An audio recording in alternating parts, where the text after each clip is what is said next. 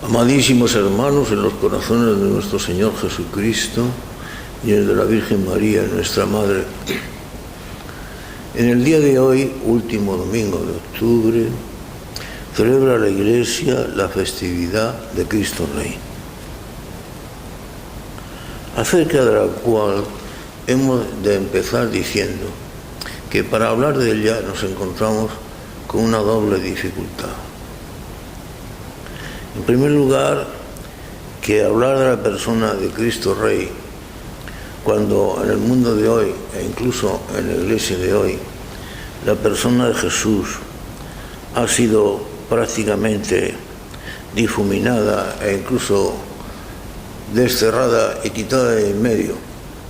La persona de Jesucristo ni para el mundo civil ni tampoco para el mundo eclesiástico significa mucho dentro del estado de apostasía general y de paganía absoluta que viven tanto la sociedad civil como incluso la sociedad eclesiástica.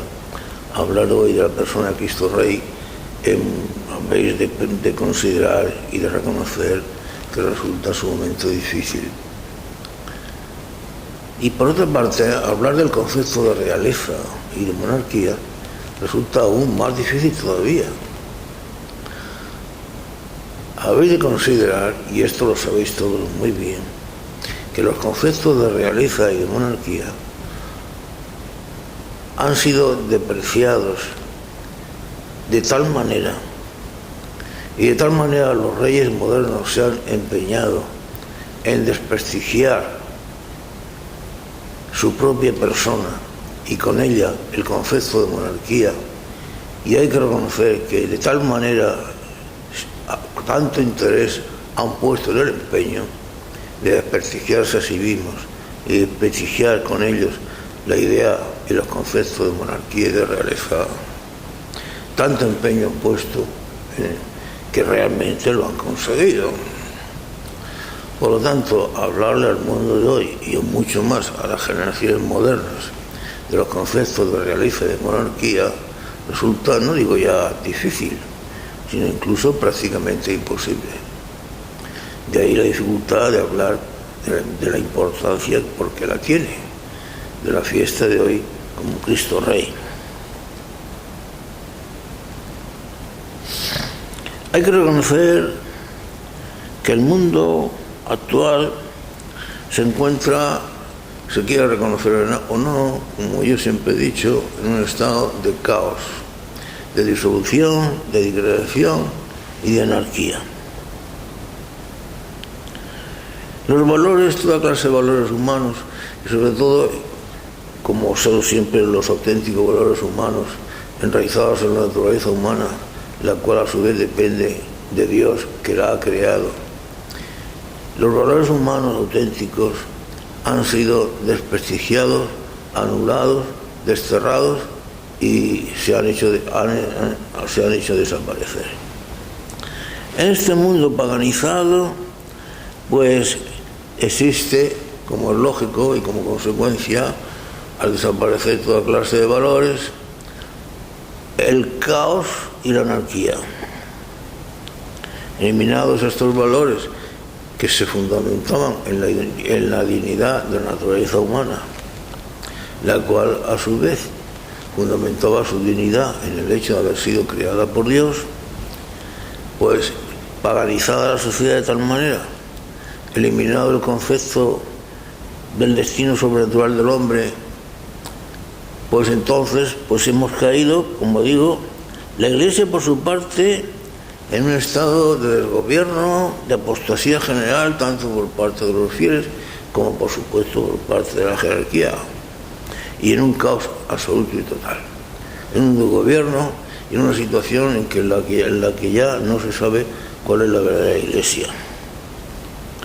En cuanto al mundo, la sociedad civil, pues ha caído, como sabéis todos muy bien, por experiencia personal, lo estáis comprobando todos los días, en una situación de anarquía, de despotismo, de caos, de falta de entendimiento, de odios, incluso de peligros inminentes de guerra.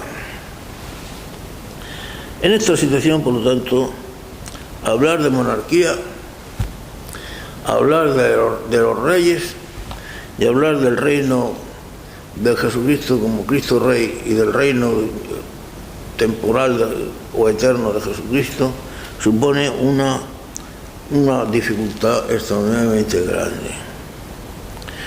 Por parte de la sociedad civil, repito, no existen leyes, y las que existen son absolutamente anticristianas.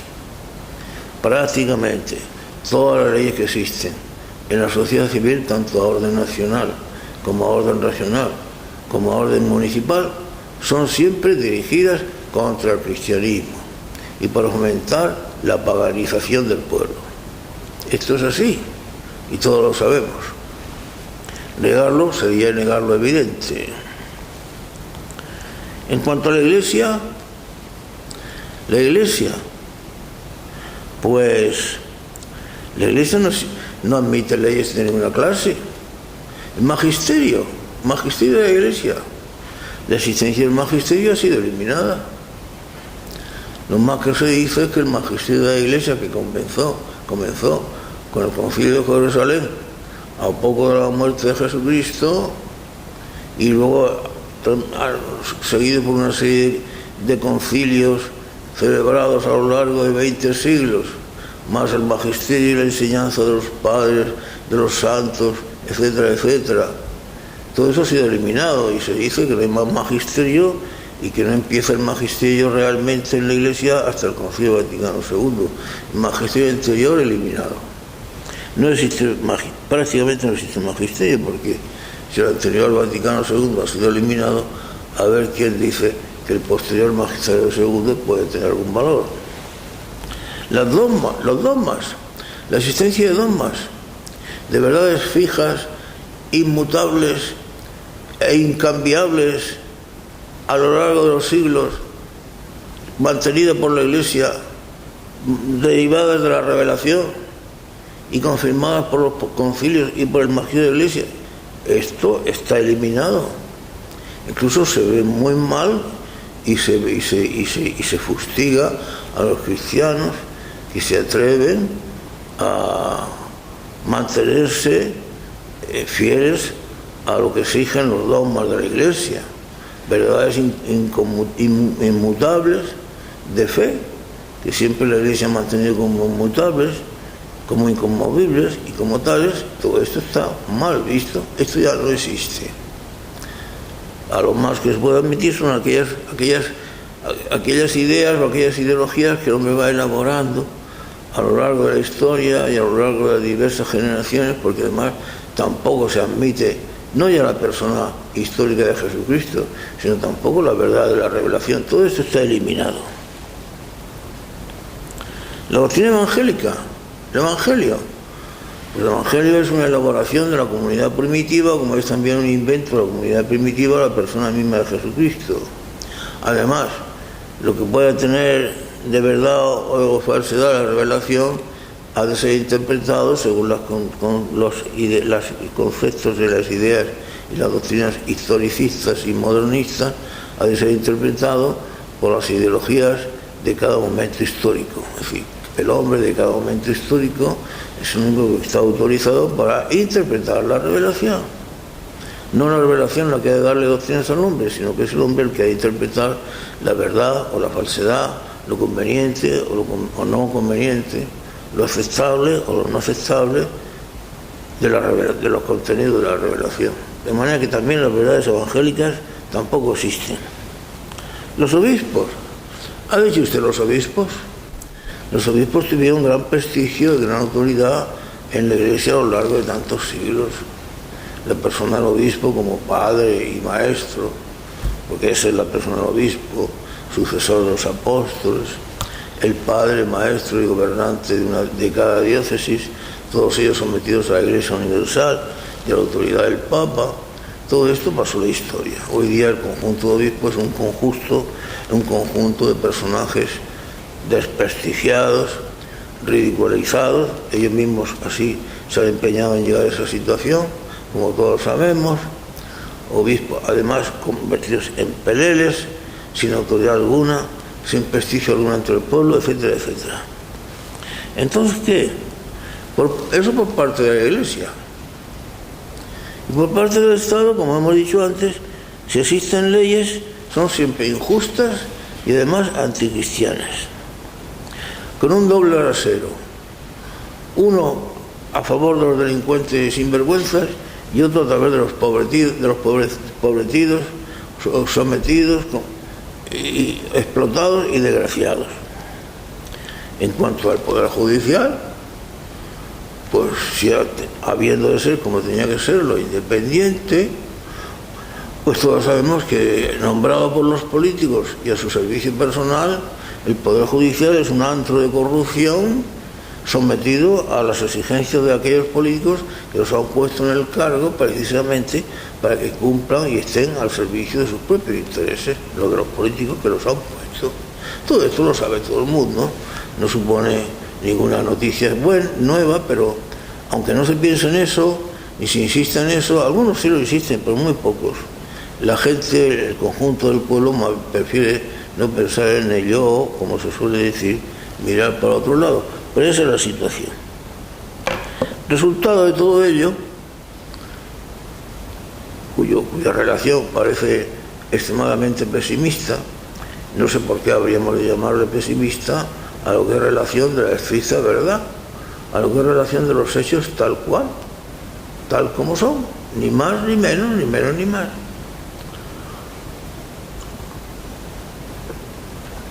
Pues entonces, ante esa situación en la cual las leyes no existen y en la que todo el mundo, los unos y los otros y los unos, se burlan de las leyes, a ver quién habla hoy de mandatos, de monarquía, de reino y de auténticos gobernantes.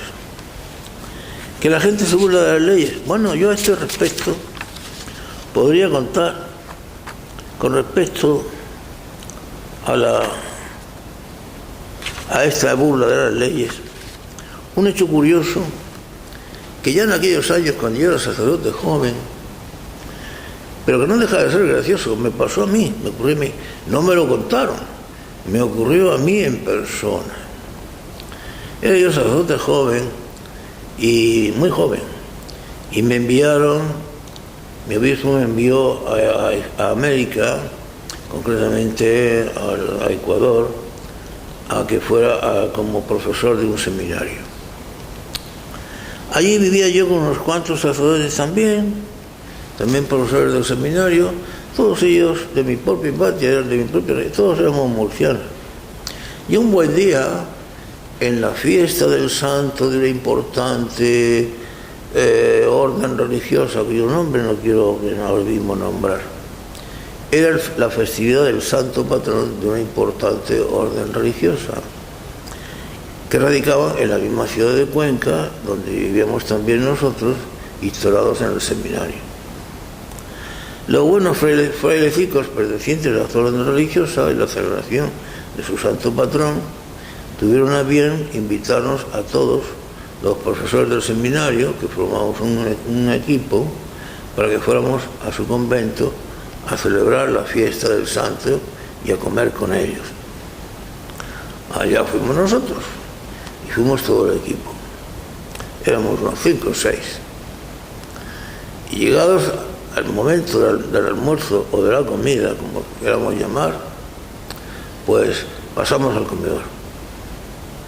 Estábamos en el convento, un convento de aquellos antiguos, extraordinariamente grande, con salones en los cuales prácticamente te perdías. Salones, capillas, iglesias, era un convento muy grande. Así era la ciudad de Cuenca del Ecuador en los tiempos antiguos, una ciudad al fin y al cabo colonial. Pues llegamos al comedor, llegamos a una sala grande, espaciosa, con hileras de bancos y asientos colocados a un extremo y al otro del salón. En una de las paredes del salón había colocado, como suele ocurrir en los comedores de frailes, que ellos llaman el refectorio, pues un cuadro de la cena, de la última cena. Pues bueno, pues llegamos allá. Yo recuerdo que iba el último de la comitiva, como era el más joven, y el que menos significaba, pues. Y entramos al salón y observo con sorpresa que no nos sentamos en aquellos bancos aquellas hileras de bancos que habían instaladas a uno y otro extremo del salón, había al fondo del salón una puerta pequeñita, igual que por aquella por la que habíamos entrado, del mismo tamaño, al fondo del salón, que era bastante grande. Pues atravesamos la comitiva, el salón entero, yo el último, yo pensando por qué no nos sentábamos, puesto que habíamos ido a comer. Fuimos hasta el fondo, atravesamos la puertecita que ya al final, y nos encontramos justamente con otro salón del mismo tamaño y con las mismas circunstancias de aquel que habíamos atravesado. Hileras de bancos a un extremo y otro del gran salón, y mesas también de madera, y eso sí, faltó únicamente el cuadro colocado en una de las paredes de la última cena del Señor. Y allí nos sentamos todos, los frailes y yo junto a ellos, unos y otros, y comenzaron a servir la comida, una gran comida, por cierto. Los frailes, reconozco, fueron extremadamente generosos. Pues claro, yo, como jovencito y curioso, no dejaba de sentirme extrañado por la situación. Y entonces, aprovechando a uno de los frailes venerables que estaba a mi lado, le pregunté: oiga, padre, entonces, ¿es que tienen ustedes 2 refectorios? Repito que los frailes le llaman al comedor el refectorio. ¿Tienen ustedes 2 refectorios? Y me dice muy serio: no, padre, solamente tenemos un refectorio. ¿Uno? ¿Y cuál es el refectorio? Pues el refectorio es ese salón que acabamos de atravesar. Y dije yo, vamos a ver, porque estoy confuso. Tenga la bondad de explicarme la situación. ¿Quiere usted decirme que ese salón que acabamos de atravesar, que es realmente el refectorio, ahí no comemos, y este en el que estamos situados y en el que vamos a comer, aunque no es el refectorio, es justamente donde vamos a comer? Me dijo el fraile: justamente, padre, ahí ha acertado usted con la situación. El refectorio donde no vamos a comer es el que acabamos de atravesar, y donde vamos a comer no es el refectorio. Y dije: padre, ya me ha quedado usted la mitad de la confusión, pero aún me queda la otra mitad. ¿Me quiere usted explicar por qué es ese modo de comportamiento? Y me dice el fraile, muy extrañado de mi pregunta: padre, la cosa está bien clara. El refectorio en el que vamos a comer, allí las santas reglas nos impiden hablar durante el momento de la comida. Entonces nosotros comemos aquí, que no es el refectorio, y aquí podemos hablar mientras comemos con toda tranquilidad. Y yo quedé muy sorprendido. Claro, no me atreví a contestarle al fraile ni a ponerle ninguna objeción, pero no dejé de quedar muy sorprendido pensando: caramba, qué forma más sutil de burlar las leyes. Pues en fin, en eso estamos, burlar las leyes. Claro, y por eso mismo, pues, si hemos llegado a ese estado de anarquía y de burla de las leyes, tanto en el orden de la sociedad civil, paganismo absoluto, actitud anticristiana por todas partes, como en el orden de la sociedad eclesial, por parte de la Iglesia, en la que está estableciéndose una religión del hombre, donde incluso el Santo Padre, como tantas veces dice él y repite insistentemente, es necesario, porque él es partidario de establecer una religión universal para todo el mundo, la cual incluye en su seno a todas las religiones por igual, porque todas las religiones sirven por igual para la salvación del hombre, sin diferencia entre cristianismo, budismo, islamismo, judaísmo y mandanguismo, o lo que sea, como se llame. Esa exigencia de una religión universal, de una iglesia global, de una iglesia ecumenista que incluya en su seno a todas. Pasado mañana lunes, el Santo Padre va a Suecia a consagrar y a entronizar casi como santo la figura de Lutero, cuya figura y persona todos conocéis, y de lo que no pretendo hablar en este momento.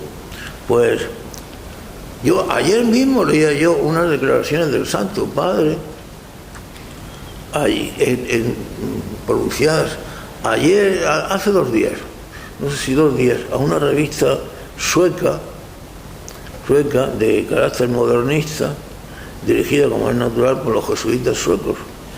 Una revista absolutamente de carácter modernista, en la cual hicieron una entrevista al Santo Padre, y el Santo Padre en esa entrevista pronunció las palabras siguientes textuales que tengo aquí anotadas, para no salirme del contexto. Dijo así el Santo Padre: porque la religión verdadera es el desarrollo de la capacidad que tiene la humanidad para trascenderse a sí misma hasta el absoluto. La religión verdadera es la capacidad que tiene la humanidad para trascenderse a sí misma hacia el absoluto, trascenderse a sí misma, lo cual a mí personalmente me conduce a la idea del hombre, trascenderse a sí mismo. Es la humanidad, es el hombre el que tiene que trascenderse a sí mismo, el que tiene que hacerse a sí mismo y elevarse a sí mismo, porque se trata de eso, de hacer la religión del hombre, porque ya no necesitamos a la figura ni a la persona de Dios. Esta es la tremenda realidad. No tiene extraño que luego pues, se entronice, como ya se ha hecho en el Vaticano, a la figura nada menos que del Vaticano. Yo suelo decir que esa entronización es equivalente, como ha ocurrido dentro de la Iglesia, en importancia a la celebración del Concilio Vaticano II. Pero en fin, a lo que íbamos.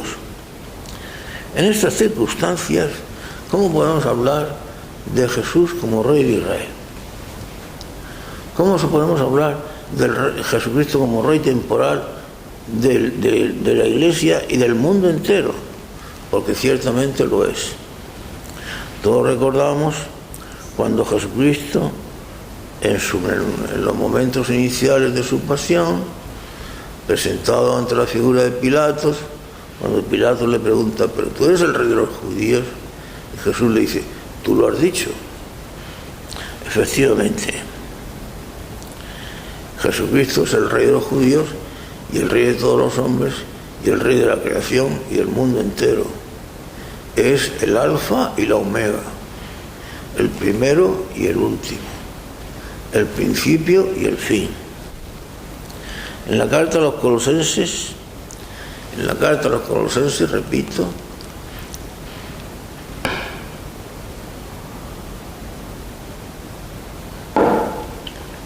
el apóstol San Pablo decía las siguientes palabras. Allí están escritas, en el capítulo 1 de esa carta. Porque Él es el primogénito de toda la creación.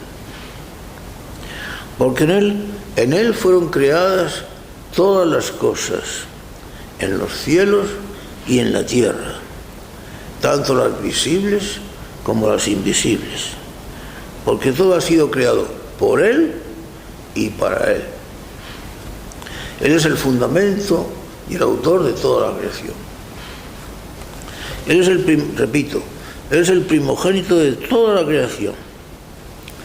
En Él fueron creadas todas las cosas, en los cielos y en la tierra, tanto las cosas visibles como las invisibles. Porque todo ha sido creado en Él y para Él. Si alguien tiene la duda de que Jesucristo es el Rey del universo, pues que escuche estas palabras de la revelación, palabra de Dios. El alfa, el omega, el principio y el fin, el que vendrá al fin de los tiempos a juzgar a los vivos y a los muertos como supremo juez. Y en la carta a los Filipenses, en su capítulo 2,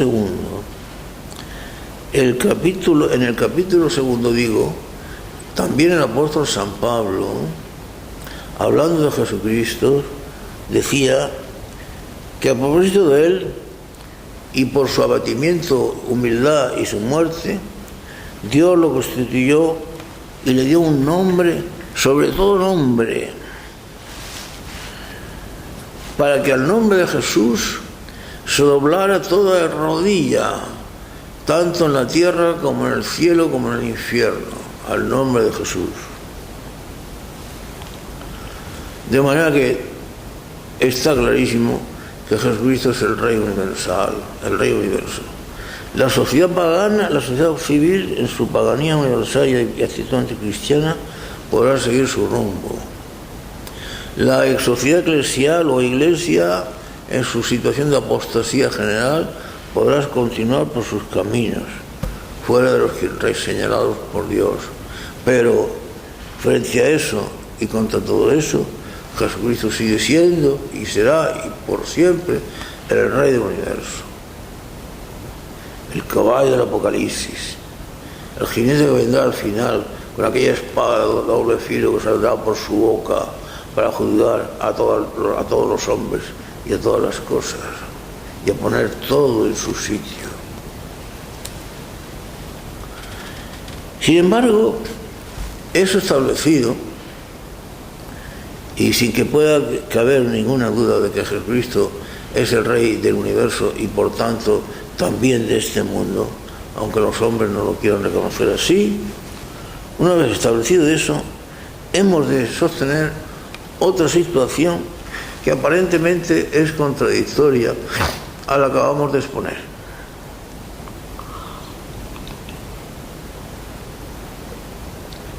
Porque precisamente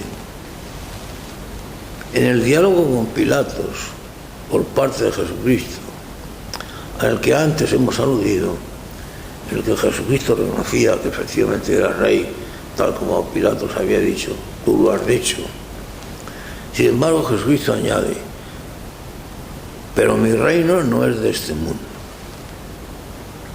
Unas palabras que nos dejan en entredicho y nos suponen cierta consternación y confusión ante lo que el Señor había pronunciado y ante lo que siempre hemos conocido y establecido y que vamos a explicar, y acerca del cual no existe ninguna duda. Jesucristo Rey del universo. Pero le añade a Pilatos, pero mi reino no es de este mundo. Entonces, Jesucristo efectivamente es el Rey del universo, y es el Rey de este mundo, y es el fundador de la Iglesia, y es la cabeza de la Iglesia, y es el juez de vivos y muertos. Por supuesto, y así es, pero al mismo tiempo dice el Señor que su reino no es de este mundo. Y por otra parte, decía el mismo Señor, tal como nos cuenta el Evangelio de San Lucas, en su capítulo 17, decía nuestro Señor y afirmaba con estas palabras, porque el reino de Dios no viene con espectáculo, ni se podrá decir, está aquí, o el reino de Dios está allí, porque el reino de Dios en realidad está ya en medio de vosotros. El reino de Dios no viene con espectáculo, no se puede decir está allí, o está acá, o está acullá, no. El reino de Dios está en medio de vosotros y dentro de vosotros.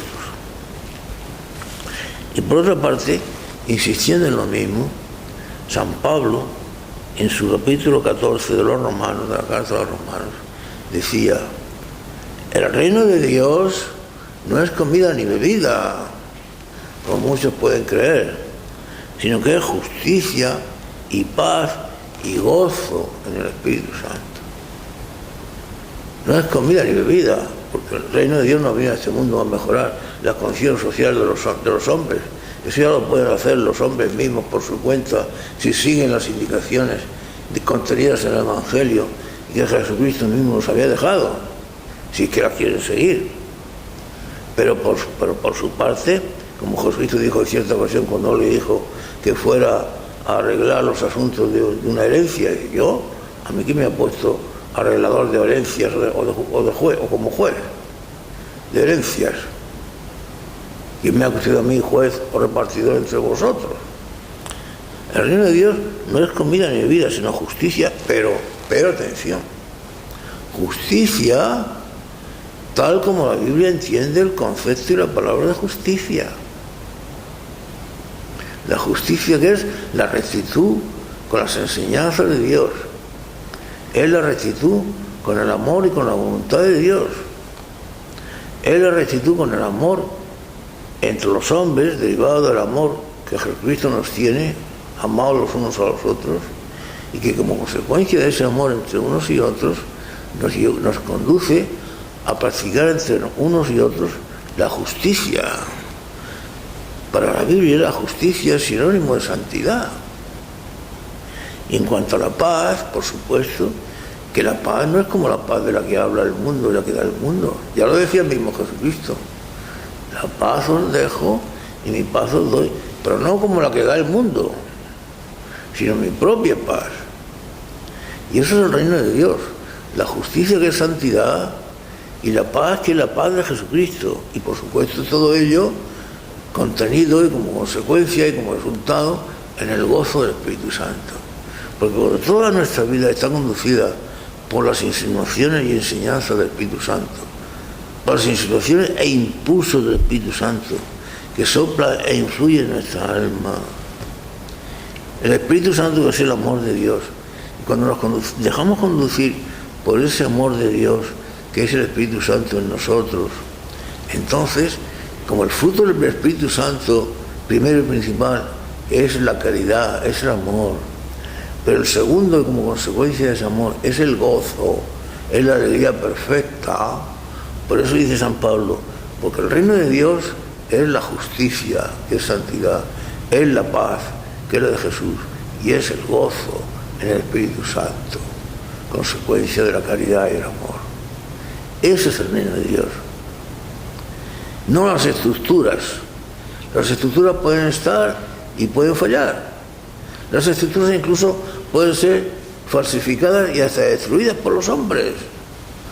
Pero lo que es el reino de Dios, que vive en el corazón de cada uno de nosotros y se concreta en el amor de Dios, en la fidelidad a Jesucristo, en el enamoramiento de Jesucristo, en la fidelidad a su persona, en la fidelidad a las enseñanzas de Jesucristo, en la seguridad que nos da el amor a su persona y el seguimiento de su persona.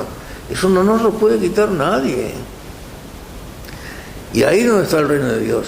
Porque tal como vive la iglesia de hoy día, que es la iglesia en la que, como dice el Santo Padre, la verdadera religión es el ansia de la humanidad por trascenderse a sí misma, pero no. El que vive la verdadera religión en el amor a Dios, esa religión entonces, aunque se vea obligada, como se ve, a vivir en catacumbas, en el sentido, lo digo en el sentido de que sigue perseguida. Los cristianos hoy día son una minoría. La iglesia sigue siendo visible, la iglesia no puede desaparecer, pero ¿en qué manera sigue siendo visible? ¿Y de qué forma la iglesia sigue siendo permanente? Pues en la persona y en las vidas de aquellos cristianos, no demasiados, más bien pocos, que siguen fieles, absolutamente fieles, en medio de tantas dificultades y de tantos peligros, e incluso de persecuciones, a las enseñanzas, a la persona y al amor de Jesucristo. Esa es la verdadera iglesia. Y ahí es donde reside hoy día, en realidad, el reino de Dios. Repito que la situación de la iglesia actual, aunque en el mundo visible, en el mundo de las estructuras, en el mundo del poder, en el mundo, digamos, del espectáculo y de la publicidad, prácticamente no exista, incluso sea perseguida y condenada, sin embargo, en el corazón de los fieles, que siguen siendo tales fieles, ahí vive la verdadera iglesia, una iglesia que podemos llamar catacumbal, y que reside ciertamente, como dice el mismo Jesucristo, en el corazón de cada uno, del cual no puede ser desterrada ni eliminada. Hay que tener en cuenta que la verdadera iglesia, más que en sus estructuras, la iglesia por supuesto debe ser una iglesia visible, Pero más que en su visibilidad y en sus estructuras, reside el corazón de los cristianos. La Iglesia, aunque Jesucristo es rey, por supuesto que lo es, y en la Iglesia existe un gobierno, y si no existe debe de existir, y si ese gobierno no es tan recto, debiera ser recto. Sin embargo, la auténtica esencia del cristianismo, el verdadero espíritu del cristianismo consiste en la amistad con Jesús, en la intimidad con Jesús, en la confianza con Jesús, en el diálogo amoroso con Jesús. Recordad que Jesús no quiso que lo consideráramos como rey, sino más bien como amigos. Ya no os llamaré siervos, sino amigos, dijo él. Él es nuestro Señor, Él es nuestro Rey, Él es nuestro Dios, pero como Él mismo dijo, ya no os llamaré siervos, sino amigos. Entonces mi Rey, mi Señor, mi Dios, es mi amigo. Y hemos de tomar aquí la palabra amigo en la plena acepción, que ordinariamente no la tomamos, en la plena acepción de todo el contenido y significado de la palabra amigo. Un contenido y significado que ordinariamente no tiene en la vida común y ordinaria de los hombres. Son dos amigos, pues dos personas que se conocen, que se tratan quizá por comunidad de intereses, por conveniencia de intereses de cada uno o por lo que fuere. Pero no, de ahí no pasa otra cosa, ya eso se llama amistad. Pero la verdadera amistad, la que Dios pretende tener o haber tenido con nosotros, eso es lo que significa la verdadera amistad. Amigo íntimo, amigo. Lo que significa la palabra amigo es una palabra sagrada, la cual, como tantas palabras sagradas que Dios nos ha otorgado y concedido, las hemos despreciado, pisoteado y cambiado de significado. Pero en ese sentido sublime y maravilloso de la palabra amigo, amigo, con ese sentido lleno de ternura, de cariño, de confianza,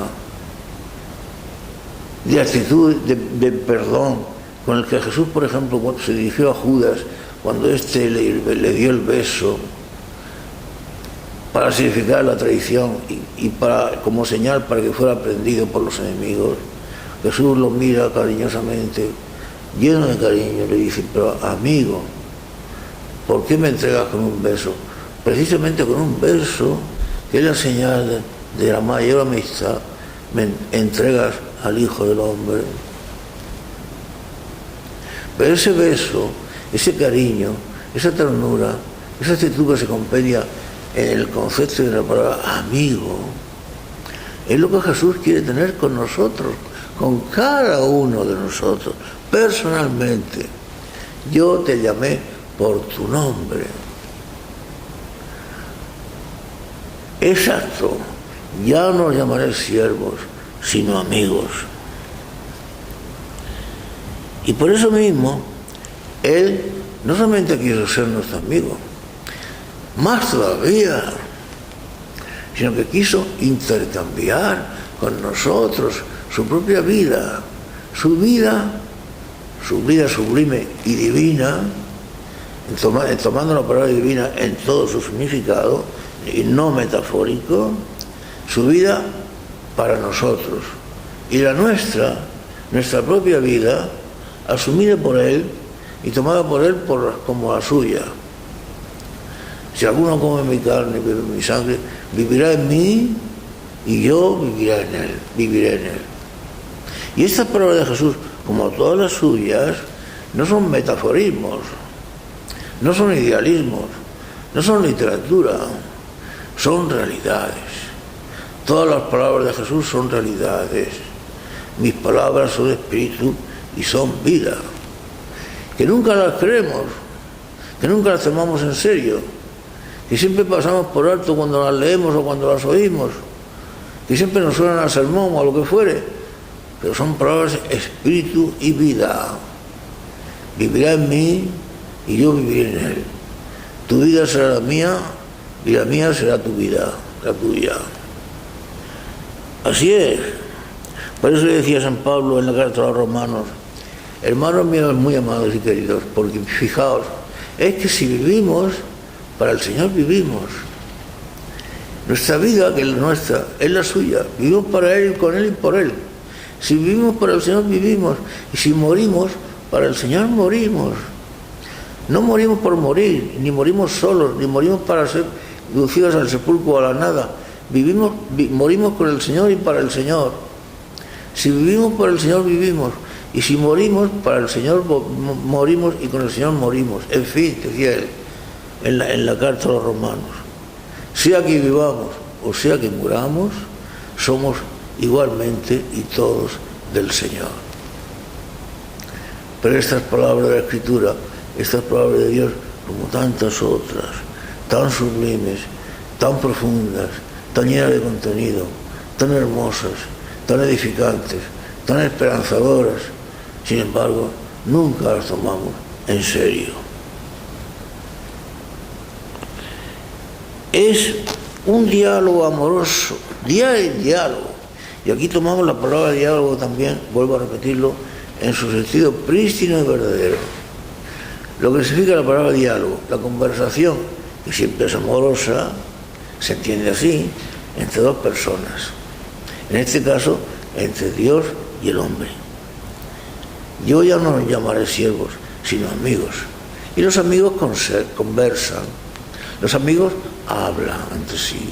Los amigos intercambian sentimientos. No solamente los intercambian, sino que vive cada uno los sentimientos del otro. Como decía San Pablo, alegraos con los que se alegran y llorar con los que lloran. Gaudete con gaudentes, flete con flentibus. Alegraos con los que se alegran y llorar con los que lloran.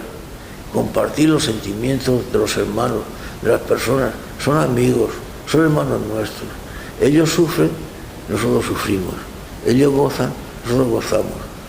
Ese compartir los sentimientos, compartir los pensamientos, no tener secretos, que es el concepto y el contenido de la verdadera amistad y del verdadero amor que Cristo vino a traernos y que nosotros no hemos querido aceptar, pero que esa es la realidad. El reino de Dios, por supuesto. Que Jesucristo es el Rey, pues no faltaba más. Así es. Pero ese reino de Dios y esa idea de Jesucristo Rey, que nos importa muy poco que los hombres lo hayan despreciado y pisoteado, esa idea de monarquía y de realeza de Cristo Rey se concreta y defiende para nosotros en la amistad, en el cariño, en la intimidad, en el diálogo, en la asistencia mutua. Una cosa que a mí siempre me llamó la atención, en el libro sagrado del Cantar de los Cantares, Antiguo Testamento, es que ahí aparece, ahí donde se cantan siempre los amores de Dios y la esposa, o sea, los amores de Dios y el alma, ahí siempre aparece Dios bajo los conceptos, unas veces de rey y otras veces de esposo. En el Cantar de los Cantares, la figura de Dios aparece en metáfora, unas veces como rey y otras veces como esposo, en una significación exactamente igual, no digamos paralela, sino absolutamente sinónima, unas veces como rey, unas veces como esposo. Y tanto en la figura de rey como la de esposo, dirigiéndose a la esposa, o sea, al alma, o sea, al hombre, en forma de diálogo tan amoroso, tan cariñoso, incluso tan suplicante y tan humilde, porque esa es la actitud de Dios con nosotros. Fijaos, por ejemplo, cómo dialoga el esposo con la esposa en el Cantar de los Cantares. De las muchas formas. Citemos algunas de las frases, nada más, aisladas. Ven, amada mía, esposa mía, inmaculada mía, hermosa mía, ven. Y, por favor, dame a ver tu rostro. Y déjame oír tu voz. Fijaos las palabras suplicantes de Dios, del Rey, con respecto a la esposa. O sea, de Dios con respecto a nosotros. Por favor, dame a ver tu rostro. Déjame oír tu voz, porque tu voz es suave y es amable tu rostro. ¿Quién ha pensado que Dios es el supremo juez de Dios, vivos y muertos, lo cual es cierto, verdad? ¿Quién ha pensado que Jesucristo es el Señor, el alfa, el omega, el principio y el fin, lo cual es cierto? Pero es también aquel que ha dado la vida por amor por nosotros. Es nuestro amigo. Es aquel que anhelante va siempre detrás de nosotros, deseando que respondamos a los requerimientos de su amor. Vivimos en un mundo de confusión, en un mundo de caos, en un mundo en el que nadie se entiende, en un mundo en que por parte de la sociedad civil, como hemos dicho antes, y por parte de la sociedad eclesial, vivimos un estado de paganía y de apostasía general. Pero en medio de eso, el amor a Jesucristo nunca ha cesado ni puede cesar. Las almas que siguen enamoradas de Jesucristo, pendientes de Jesucristo, caídas de baba por amor a Jesucristo, confiadas en Jesucristo, sabedoras de que al final la victoria es de Jesucristo, esas almas existen y siguen existiendo y existirán siempre. Son las almas que hacen realidad la permanencia y verdad de la Iglesia y la visibilidad de la Iglesia. Son perseguidas, pero no eliminadas. Son perseguidas y tratadas de hacerlas desaparecer, pero nunca consiguiendo que sean totalmente, que desaparezcan totalmente del panorama. Nunca. Siempre estarán ahí de una forma o de otra. Perseguidas aquí, huidas allá. Martirizadas aquí y, como siempre, sangre de mártires, semilla de nuevos cristianos. Porque al fin y al cabo, Cristo es Cristo, como dice la misma Biblia. Jesús ha sido siempre y será el mismo, eteri, et hodie, et in secula, y ayer, y hoy, y por los siglos. Y los que lo aman, los que confían en Él, y los que lo siguen, serán igualmente et hodie, et in secula, y ayer, y hoy, y por siempre. Que sea así, amados hermanos.